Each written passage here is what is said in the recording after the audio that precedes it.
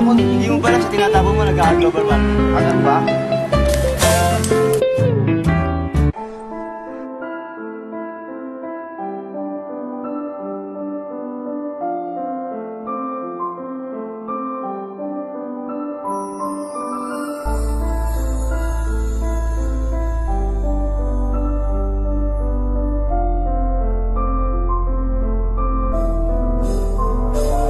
Ang kalikasan nga naman, sinisira ng iba, binababoy ng iba, dinudungisan ng iba. Sunog dito, sunog dyan, mga halang na pabrika. Kung magkaundoy uli, ay huwag ka nang magtataka. At dahil sa kalagayan, hindi matukoy ng pag-asa. Lumang kagamitan, na wala namang pag-asa. Bakit di mapondohan, ano-anong inaatubay? Pag may kalamidad, ako tuloy nababagabag. Ako'y di mapanatag dahil sa mga abuso. Putol dito, putol dyan, kaya ubos sa mga troso. Hindi makalaboso dahil may naglalagay. Pagkalikasan na ningil ay di ka rin mapalagay. At para tayong sinigang kapag tayo'y binabaha, walang kwentang magarang kotse kung meron naman bangka. Pagkalikasan nagtangka ay wala nang kapalit. Kung ano ang iyong tinapon, syempre yun ang babalik. O mga kababayan, inyo sanang pakinggan.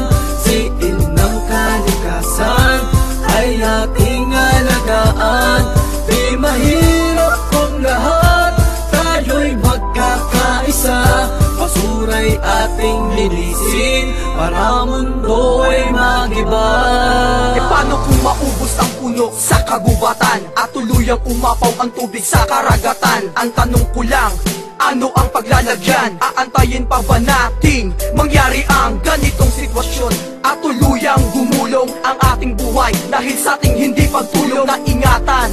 Alagaan ang kalikasan, sana sa pagsagip sa kanila ay magtulungan. E paano kung bigla na lang pagising mo sa umaga, sa labas ng bahay nyo umaapaw na ang laba? At kung di naman umuulan na ng bato o magkaroon ng lindol na higit 10 minuto ang tagal, tanong ko lang, ikaw ba'y tatagal o dadaanin mo na naman sa pagdarasal? Mali ka dyan, hindi sana to mangyayari kung hindi nyo sinira ang likha ni Amang Hari. O mga kababayan, inyo sanang pakinggan. Si Inang Kalikasan ay ating alagaan. Di mahirap kung lahat tayo'y magkakaisa. Basura'y ating linisin para mundo ay magiba.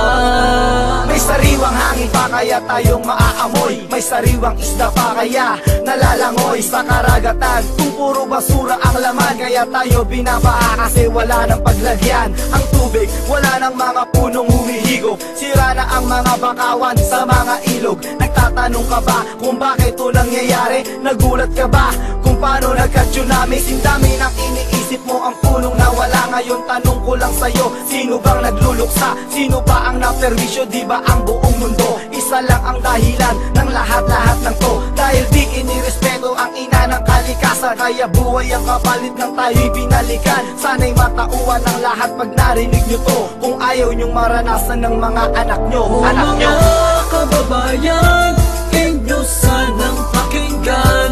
Si Inang Kalikasan ay ating alagaan. Di mahirap kung lahat tayo'y magkakaisa. Basura'y ating linisin para mundo ay magiba. O mga kababayan, inyo sanang pakinggan. Si Inang Kalikasan ay ating alagaan. Di mahirap kung lahat tayo'y magkakaisa. Basura'y ating linisin